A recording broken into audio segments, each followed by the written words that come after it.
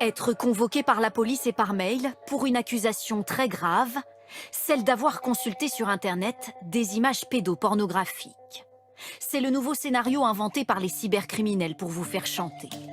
En France, des centaines de milliers de personnes ont reçu cette fausse convocation effrayante.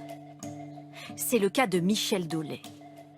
Vous avez commis l'infraction après avoir été ciblé sur Internet. Visualisation de vidéos à caractère pédopornographique. Un type de convocation d'autant plus inquiétant qu'il semble crédible. Logos officiels, convocation par un gendarme actuellement en fonction. Le courrier parle de preuves et de risque d'être fiché au registre des délinquants sexuels.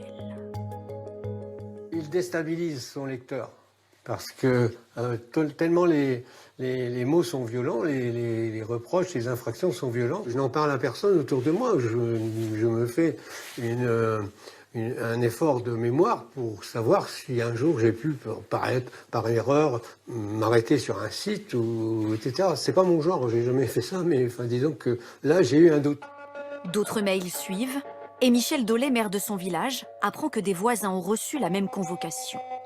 Il porte plainte avant d'être pris dans les filets des cybercriminels, dont l'objectif final est de soutirer de l'argent. La menace de l'opprobre, c'est ce qui fait la force de cette arnaque.